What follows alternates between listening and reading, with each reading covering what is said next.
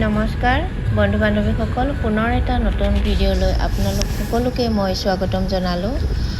আজি শাওণ মাহৰ শেষ সোমবাৰ, গতিকে মই আৰু মোৰ ছোৱালীৰ লগত লৈ মহামৃত্যুঞ্জয় মন্দিৰলৈ বুলি ওলালোঁ। প্ৰায় 1.5 ঘণ্টামানৰ পাছত আমি গৈ মন্দিৰ পালোগৈ। ঘৰৰ পৰা সকলো বস্তু নিয়াৰ বাবে তাত আমি একো ল'ব লগা নহ'ল।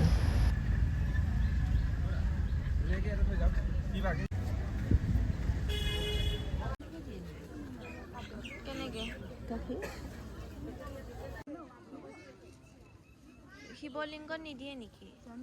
দিয়ে। প্ৰথমে ধূপ চাকি জ্বলাই ফুল অৰ্পণ কৰিলোঁ।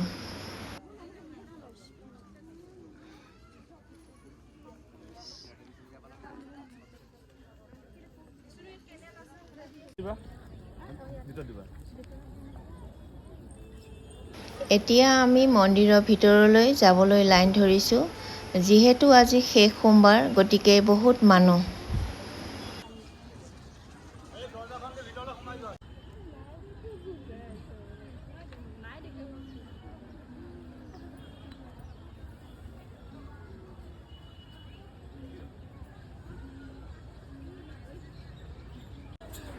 বহু সময়ৰ পিছত এয়া আমি মন্দিৰৰ ভিতৰত সোমাবলৈ লৈছোঁ।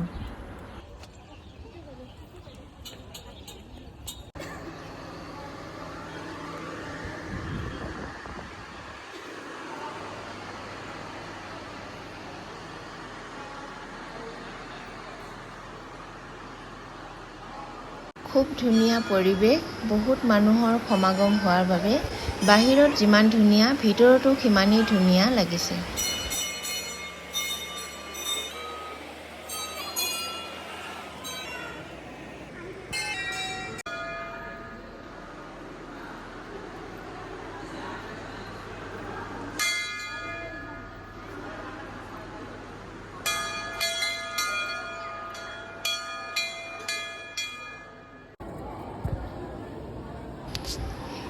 এতিয়া সেৱা জনাই অঞ্জলি লৈ মন্দিৰৰ তলত থকা প্ৰসাদ কাউণ্টাৰলৈ গৈ আমাৰ প্ৰসাদ দি তেওঁলোকৰ পৰা প্ৰসাদ ল'লোঁ।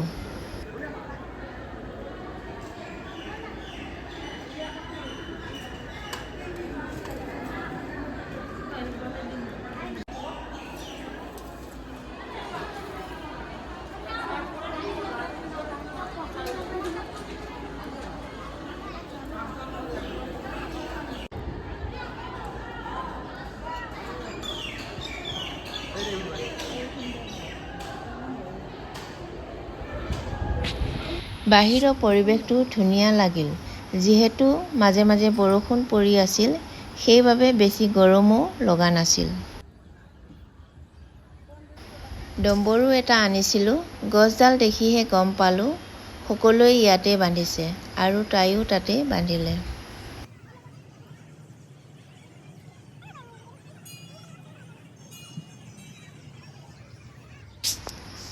ছোৱালীৰ লগতে ফটো অলপ উঠি শিৱ বাবাক সেৱা জনাই ঘৰলৈ বুলি উভতিলোঁ।